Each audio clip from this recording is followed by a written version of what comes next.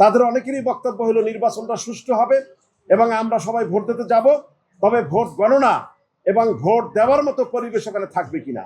আপনারা ইতিমধ্যেই অবগত হয়েছেন, ঢাকা আইনজীবী সমিতি এশিয়ার তথা পৃথিবীর বৃহৎ বার, সেই বারের নির্বাচনের তারিখ ঘোষণা করা হয়েছে আগামী 29 এবং 30 এপ্রিল।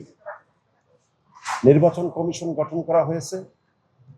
বিগত দিনে মূলত দুইটি প্যানেলে বিভক্ত হয়ে ঢাকা আইনজীবী সমিতির নির্বাচন অনুষ্ঠিত হয়েছে।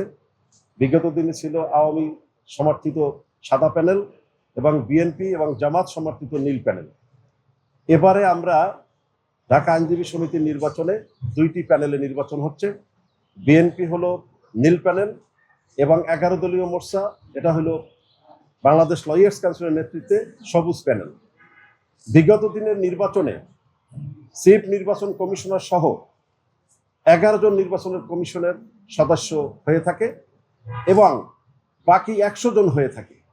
সেই ক্ষেত্রে বিগত দিনে প্যানেল ভিত্তিক যখন নির্বাচন হয়েছে 25-30 বছর ধরে, প্রত্যেকটা প্যানেল, দুইটা প্যানেলে 5 জন করে 10 জন নির্বাচন কমিশনার দেয়া হয় এবং একজন চিফ নির্বাচন কমিশনার থাকেন। এবারে চিফ কমিশনার হিসাবে সিনিয়র অ্যাডভোকেট বোরহানুদ্দিন সাহেবকে মনোনীত করা হয়েছে।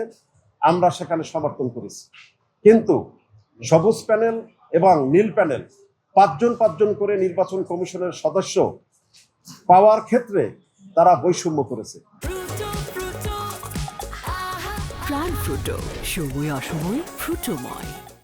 তারা ইতিমধ্যে 10 জনের মধ্যে 7 জন তাদের নির্বাচন কমিশন নিয়োগ দিয়েছে এবং সবুজ প্যানেল তথা বাংলাদেশ লয়ার্স কাউন্সিল সমর্থিত সবুজ প্যানেলে 3 জন নির্বাচন কমিশন নিয়োগ দিয়েছে।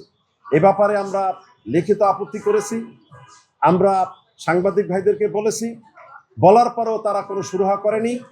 আজকেও আমরা তাদের কাছে গিয়েছি এবং আমাদের সবুজ প্যানেলের সভাপতি পদপ্রার্থী লিখিতভাবে চিফ নির্বাচন কমিশনারের কাছে উনি বলেছেন যে যদি সমতা না আনা হয় তাহলে তো নির্বাচন কিভাবে আমরা করব।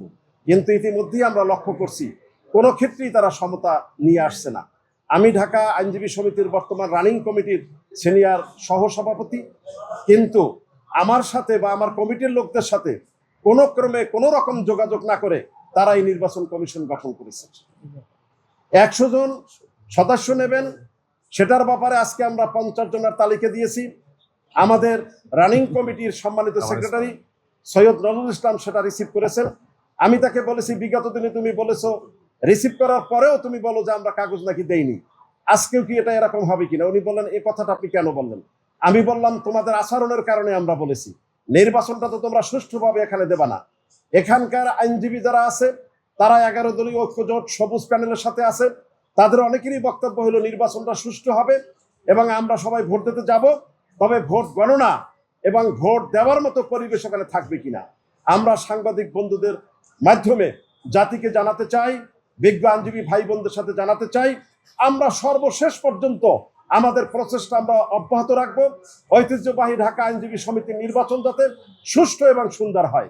কিন্তু আমরা পরিলক্ষিত করছি, আমরা দেখছি বিএনপির এই কমিটির লোক ছাড়াও বাহিরে যারা আছেন সাবেক সভাপতি সেক্রেটারি, তারা এই নির্বাচনের উপর প্রভাব বিস্তার করছেন।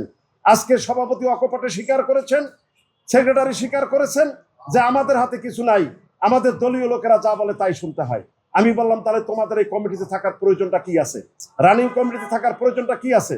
আমি আপনাদের মাধ্যমে বলতে চাই, যদি নির্বাচন সুষ্ঠু সুন্দর গ্রহণযোগ্য করতে হয় তাহলে নির্বাচন কমিশনের যে 11 জন সদস্য এবং 100 জন সদস্য, সেখানে 5 জন এবং 50 জন 55 জন সদস্য অবশ্যই 11 দলীয় মোর্চা সবুজ প্যানেলকে দিতে হবে, ইনশিওর করতে হবে। যদি তা না করা হয় কোনো অবস্থাতেই নির্বাচন সুষ্ঠু হইতে পারে না।